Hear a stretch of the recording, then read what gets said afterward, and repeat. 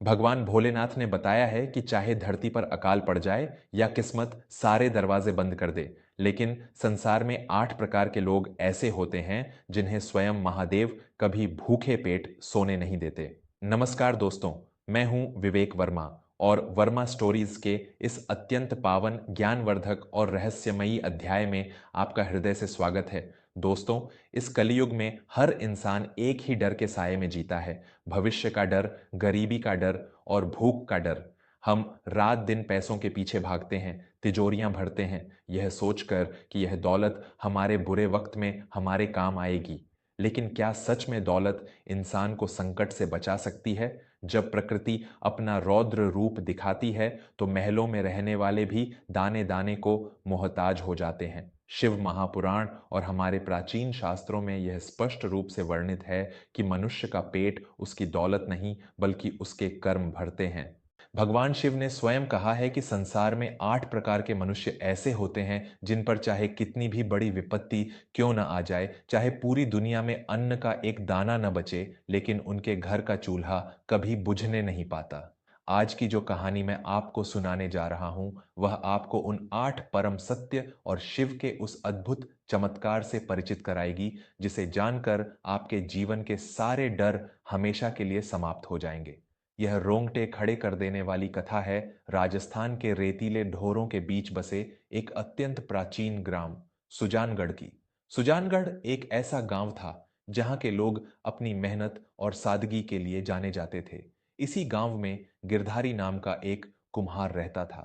गिरधारी मिट्टी के बर्तन बनाने का काम करता था। उसकी पत्नी का नाम रुकमा था। गिरधारी के पास ना तो जमीन थी और ना ही कोई बैंक बैलेंस। वह दिन भर चाक घुमाता, बर्तन बनाता और उन्हें बेचकर जो चंद सिक्के मिलते उसी से अपने परिवार का पेट पालता था। लेकिन गिरधारी के पास एक ऐसी दौलत थी जो गांव के किसी भी अमीर के पास नहीं थी, और वह थी भगवान शिव के प्रति उसकी अटूट भक्ति और उसका निर्मल हृदय। उसी सुजानगढ़ में सूरजभान नाम का एक अत्यंत धूर्त, लालची और क्रूर अनाज का व्यापारी भी रहता था। सूरजभान के पास अनाज के बड़े बड़े गोदाम थे। वह किसानों से औने पौने दाम पर अनाज खरीदता और उसे जमा कर लेता था। सूरजभान के भीतर इतना अहंकार था कि वह गरीबों को कीड़े मकोड़े समझता था। समय हमेशा एक सा नहीं रहता। एक वर्ष सुजानगढ़ पर प्रकृति का ऐसा भयंकर कहर टूटा जिसकी किसी ने कल्पना भी नहीं की थी। लगातार 3 वर्षों तक बारिश की एक बूंद नहीं गिरी। गांव के सारे कुएं सूख गए, तालाबों की जमीन फटकर दरक गई और खेतों में फसल की जगह धूल उड़ने लगी। चारों ओर त्राही त्राही मच गई। लोग अपने पशुओं को लेकर गांव छोड़ने लगे। जो लोग गांव में बच गए उनके घरों में अन्न का एक दाना नहीं था। यह अकाल सूरजभान के लिए एक बहुत बड़ा अवसर लेकर आया। उसने अपने गोदामों पर ताले जड़ दिए और अनाज के दाम 10 गुना बढ़ा दिए। एक दिन जब गिरधारी के घर में 3 दिन से चूल्हा नहीं जला था और उसकी पत्नी रुकमा भूख के कारण चारपाई पर अधमरी सी पड़ी थी, तो गिरधारी मजबूर होकर सूरजभान की हवेली पर गया। गिरधारी ने हाथ जोड़कर कहा, सेठ जी, मेरी पत्नी भूख से तड़प रही है। मुझे बस एक मुट्ठी अनाज दे दीजिए। जब बारिश होगी और मेरे बर्तन बिकेंगे तो मैं आपका एक एक पैसा सूद समेत चुका दूंगा। सूरजभान ने अपने मखमली गद्दे पर लेटते हुए एक क्रूर ठहाका लगाया और बोला, अरे ओ कुम्हार, मैं यहाँ कोई खैरात बांटने के लिए नहीं बैठा हूँ। तेरे मिट्टी के बर्तनों की कीमत क्या है? अगर अनाज चाहिए तो अपनी पत्नी के गहने या अपना घर मेरे नाम गिरवी रख, वरना जाकर उसी मिट्टी को खा ले जिससे तू बर्तन बनाता है। गिरधारी का स्वाभिमान और उसका हृदय दोनों टूट गए। वह खाली हाथ हवेली से लौट आया।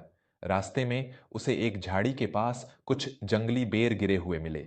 गिरधारी ने सोचा कि कम से कम यह बेर खिलाकर वह अपनी पत्नी के प्राण बचा लेगा।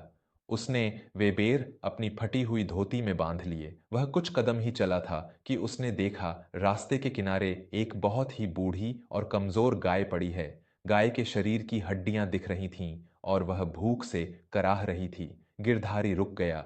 एक तरफ उसकी अपनी पत्नी भूख से तड़प रही थी और दूसरी तरफ एक मूक जीव प्राण त्याग रहा था। गिरधारी की आंखों से आंसू बह निकले। उसने बिना एक पल सोचे वे सारे जंगली बेर उस गाय के मुंह के पास रख दिए।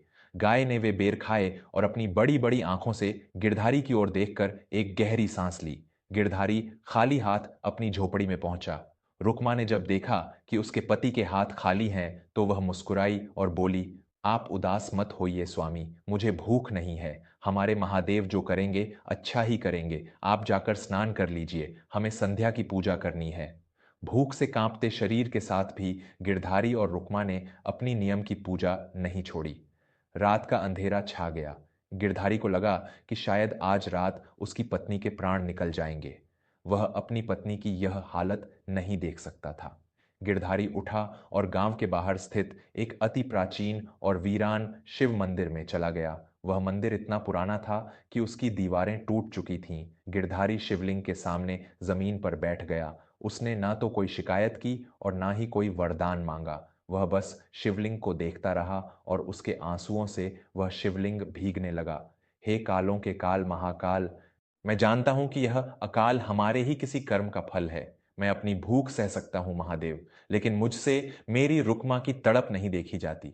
यदि मेरे प्राण लेने से मेरे परिवार का पेट भर सकता है तो मुझे उठा लीजिए प्रभु। गिरधारी फूट फूट कर रो रहा था। तभी उस घने अंधेरे और सन्नाटे में एक बहुत ही गहरी, ओजस्वी और शांत आवाज गूंजी।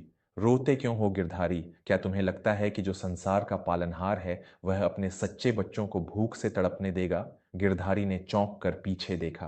मंदिर के द्वार पर एक अत्यंत दिव्य, भस्म लगाए हुए और रुद्राक्ष धारण किए हुए सन्यासी खड़े थे। उनके चेहरे पर सूर्य के समान तेज था। वे स्वामी चिदानंद थे, जिन्हें साक्षात शिव का अंश माना जाता था। गिरधारी दौड़कर उनके चरणों में गिर पड़ा।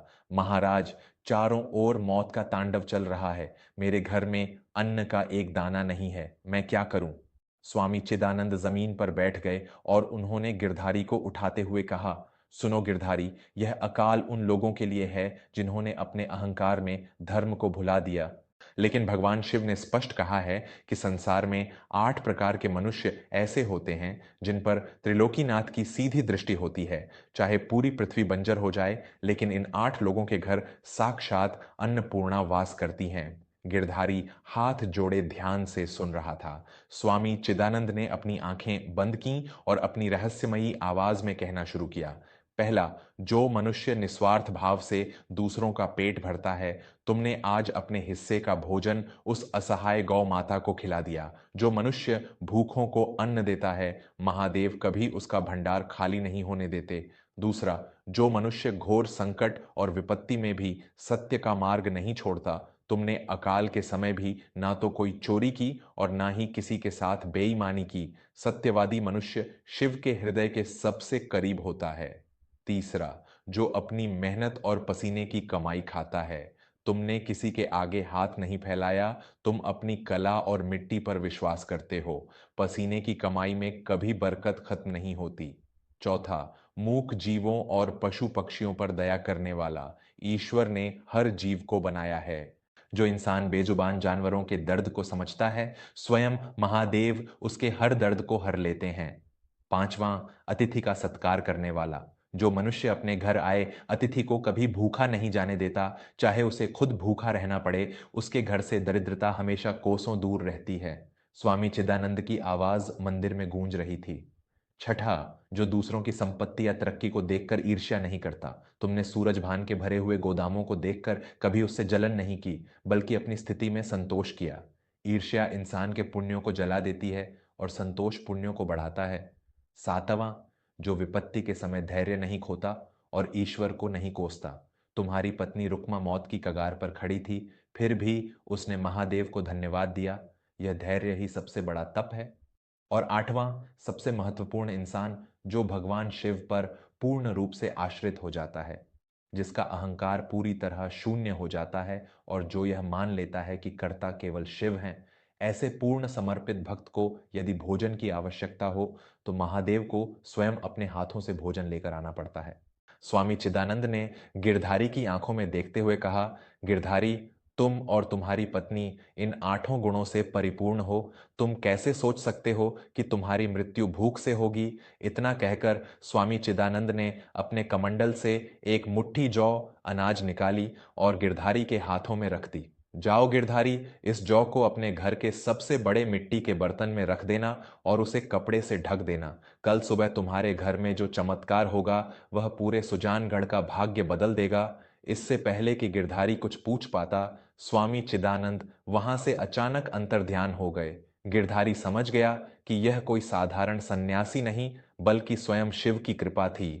गिरधारी दौड़ता हुआ अपनी झोपड़ी में आया। रुक्मा बेहोशी की हालत में थी। गिरधारी ने एक बड़ा सा मिट्टी का मटका साफ किया, उसमें वह एक मुट्ठी जौ डाली और उसे एक साफ कपड़े से ढक दिया। फिर वह वहीं जमीन पर बैठकर शिव के मंत्रों का जाप करने लगा। अगली सुबह जब सूर्य की पहली किरण झोपड़ी में पड़ी तो गिरधारी ने मटके पर से कपड़ा हटाया। और दोस्तों, उस मटके के अंदर का दृश्य देखकर गिरधारी के होश उड़ गए। वह मिट्टी का मटका शुद्ध और सुनहरे गेहूं से लबालब भरा हुआ था। गिरधारी ने कांपते हाथों से कुछ गेहूं बाहर निकाला, लेकिन मटके के अंदर गेहूं बिल्कुल कम नहीं हुआ। वह बर्तन साक्षात अक्षय पात्र बन चुका था। जितना अनाज गिरधारी बाहर निकालता, बर्तन फिर से भर जाता। यह शिव का चमत्कार था। गिरधारी ने तुरंत कुछ गेहूं पीसा, रोटियां बनाई और अपनी रुक्मा को खिलाईं। अन्न पेट में जाते ही रुक्मा के प्राण लौट आए। जब गिरधारी को यह समझ आ गया कि इस बर्तन का अनाज कभी खत्म नहीं होगा, तो वह घर से बाहर निकला। उसने पूरे गांव में मुनादी करवा दी कि जिसके घर में भी अनाज नहीं है, वह आकर गिरधारी के घर से मुफ्त में अनाज ले जाए। देखते ही देखते पूरे सुजानगढ़ की भीड़ गिरधारी की झोपड़ी के बाहर जमा हो गई। गिरधारी उस मिट्टी के मटके से अनाज निकाल निकाल कर लोगों की झोलियों में भरता जा रहा था। गांव के लोग गिरधारी के पैरों में गिरकर उसे भगवान मान रहे थे, लेकिन गिरधारी हाथ जोड़कर बस आसमान की तरफ देख रहा था। दूसरी ओर सूरजभान का घमंड चूर चूर होने का समय आ गया था। उसी दिन दोपहर में आसमान में अचानक काले घने बादल छा गए। 3 साल से जो बारिश नहीं हुई थी, वह भयंकर आंधी और तूफान के साथ शुरू हो गई। सूरजभान के गोदामों की छतें पुरानी और कमजोर हो चुकी थीं। तेज तूफान ने गोदामों की छतें उड़ा दी और बारिश का पानी अंदर भर गया। कुछ ही घंटों के भीतर सूरजभान का वह लाखों का जमा किया हुआ अनाज पानी में भीगकर सड़ने लगा। प्रकृति ने एक ही झटके में सूरजभान को करोड़पति से सड़क का भिखारी बना दिया।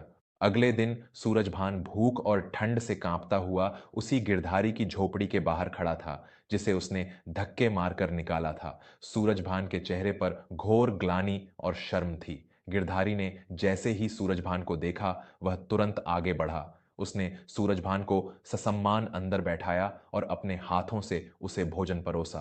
सूरजभान रोते हुए गिरधारी के पैरों में गिर पड़ा। मुझे क्षमा कर दे गिरधारी भाई, मैं धन के अहंकार में अंधा हो गया था। मैंने सोचा था कि मेरी तिजोरी मुझे अकाल से बचा लेगी, लेकिन भगवान ने मेरी औकात मुझे दिखा दी। असली दौलत तो तेरे पास है भाई, जो बांटने से भी कभी खत्म नहीं होती। गिरधारी ने सूरजभान को उठाते हुए कहा, सेठ जी, अहंकार इंसान का सबसे बड़ा शत्रु है।